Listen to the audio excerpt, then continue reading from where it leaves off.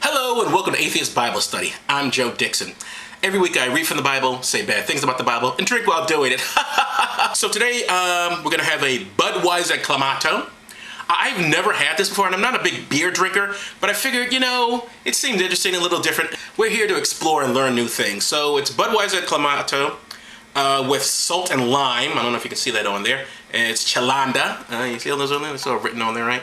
Budweiser, Clamato, whatever. All right, so anyway, let me... So we're going to read the book of Daniel, Daniel in captivity.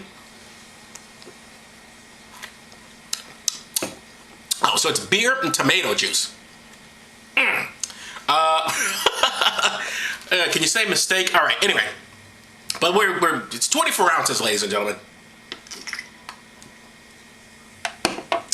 All right, so it's Daniel in captivity. In this Atheist Bible Study. Daniel Captivity, the worst of the Daniel series, as we all know. The best one being Daniel Does Dallas, but that's a whole other... That was kept out of the Bible. Anyway, let's begin. So let's stop being silly. When Nebuchadnezzar, however you pronounce this fucker's name, when Nebuchadnezzar, the king of Babylon, besieged Jerusalem in the 3rd year of the reign of Jehoiakim, king of Judea, he carried away some of the vessels of the house of God. He carried them to the land of Shinar, to the house of his gods. Then the king of Babylon told Aspenaz, the master of his household, to choose certain of the children of Israel. The king allowed them a daily provision of the king's own food and of the wine which he drank. Oh, so the kids get wine and food. That's good. That sounds good. Good king. I like this. All right, good with the wine. Didn't say which kind, but I'll take either one myself, so that's good. Good king. Good king with the wine. Anyway, now among these were some of the children of Judea. And they mentioned Daniel and then 3 other kids whose names I'm not going to read because they're difficult and really not important to the story. Just Daniel and his little group. Anyway, Daniel refuses the king's food. Uh-oh, listen to this. But Daniel decided in his heart that he would not pollute himself with the king's meat, which was not the food of the children of Israel, nor with the wine which he drank. Therefore, he requested that he might not have to eat it. You dumb cunt. What? You're getting king food, and you live in a fucking desert. You're getting the king's food, he's getting the best food, and you're getting the fucking wine. You idiot. Anyway, so he says this. Test your servants, this guy is speaking. Test your servants, please, for 10 days. Let them give us peas and beans to eat and water to drink. Then look at our faces and at the faces of the children who eat of the king's food. And then deal with your servants according to what you find. Now, the other kids have not agreed to this. He has taken upon himself to say, hey, just give us beans. Why are you giving us this delicious meat for? Why are you giving us wine? Oh, no. Please give me beans and peas. So the servant guy, he agreed to the test them in this manner, and he tried for 10 days. After the 10th day, their faces appeared fairer and plumper than those of the children who had eaten of the king's food. Of course, that's complete bullshit, but I want to... First off, beans and peas don't make you plumper. That is crazy. But even more ridiculous, what's that Pharaoh shit doing in there?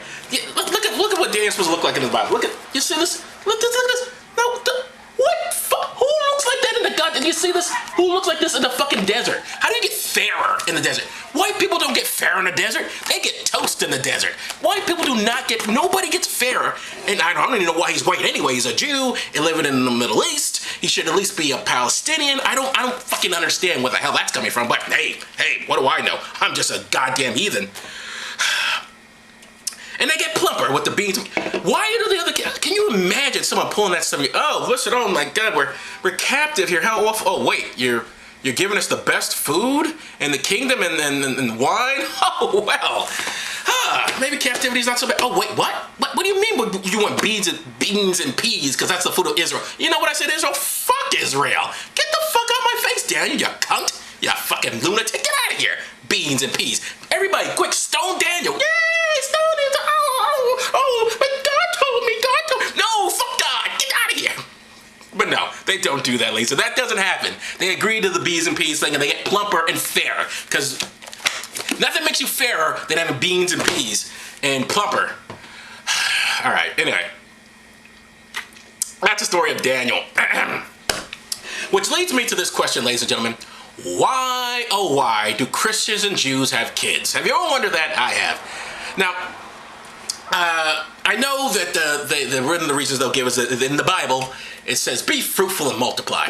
But you know who didn't believe that multiplying fruit? God and Jesus. God only has one kid, and Christ apparently has none. Now, that either means they were lying about that fruitful shit, or they were double bagging it. Or maybe God just didn't like fucking Mary. That's possible. Maybe just like, you know what, the pussy, not that hot to me. It was human pussy, didn't really do much for me, so no more bitches for me. That was God's rule. That was the one bitch, and now I'm done. I'm celibate now. But Jesus is half man, half God. Why he wasn't doing any fucking, I don't know. But maybe it was gay. Maybe Christ liked it in the ass. I don't know. Not that all gays have sex that way. I understand. I didn't mean to go into a homophobic thing there. Just forgive me. I didn't really know. I'm saying that maybe because he can't make children, and one of the ways you can't make kids is, through the... All right. But we screw up our children, don't we? That's what we do in society. People shouldn't have children because they fuck them up. We teach them weird things like, the Creation Museum. Have you ever been to the Creation Museum? I haven't. I would love to go there sometime. I'm sure it's fascinating. Creation Museum, of course, is about supposed to be God's museum, where they take the Bible and they make it into a little museum thing. This thing costs $27 million to build and 0 IQ points to believe. Inside the Creation Museum, they teach you that man and dinosaurs live together, that the Earth is 6,000 years old, and that country music is actually music. I mean, what are they thinking, for God's sakes, people? Now, I never want to have kids. I'll be perfectly honest with you. I've always been pro-choice, even as a fetus. But you know something? Well, they're shutting down these Planned Parenthood places because, God forbid, women should be able to control their own fertility. And of course, the occasional abortion doctor shooting. And you know what I've noticed in abortion doctor shootings? No abortion doctor has ever been shot while actually performing an abortion. Have you noticed that? So it seems to me, if you're an abortion doctor, if you want to live, you should do more abortions. Because apparently, if you stay in the abortion clinic, you're safe. You're never harmed. And of course, God won't step in. He needs one of his goddamn crazy servants to do it. So you're safe. You're fine, right? So that's what all abortion doctors say. If the wife goes like, honey, or if it's the husband, honey, let's go to church. You're like, church? Are you out of your fucking mind? I got babies I gotta terminate. I want to live. That should be the rule. That should be the rule. More abortions, more better living.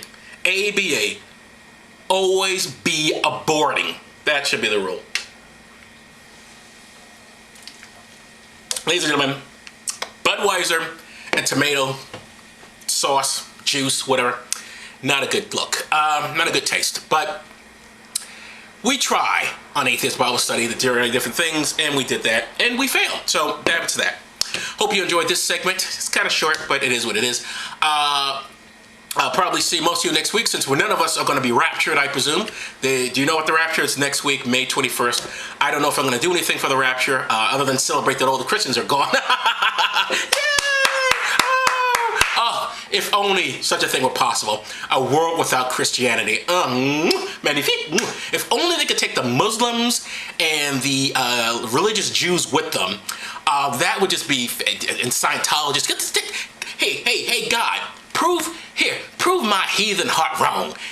When you go back and do the whole rapture thing, when everyone's being sucked up into Jesus' hole, don't just take the Christians, take all these fuckers. Take the Muslims, take the Jews, take them all. Just take them all, suck them right up in you, Jesus. Suck them right up into you, Jesus. And that way, we can finally get to live our lives, and you can live your lives up there in that celestial place where all they do all day is worship you and your dad and how awfully wonderful you all are. Because that's apparently what heaven exists for, to worship God. And ride on your white horse, apparently. I saw that Bill Maher movie. The woman says, I'm going to ride on my white horse. Why is there a white horse there? I don't know. She's going to ride on a white horse, go up to Jesus. Of course, if you believe in the rapture thing, you're supposed to go up. You lose your clothes. You go up in the air. You go up through Jesus' hole and nude. So you go up Jesus' hole completely with no clothes on, because God's got to see the business. He's got to see the goodies, apparently. So prepare for that, Christians. When you're being raptured, you're going to be naked. So just emotionally prepare yourself for that.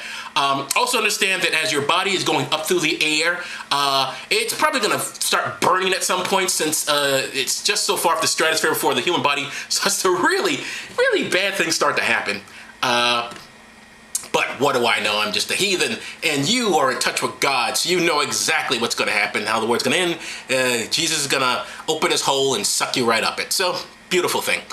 All right, that is Atheist Bible Study for this week. See you next week. Those who are atheists, the Christians, nice knowing you. Thanks for watching, and enjoy heaven.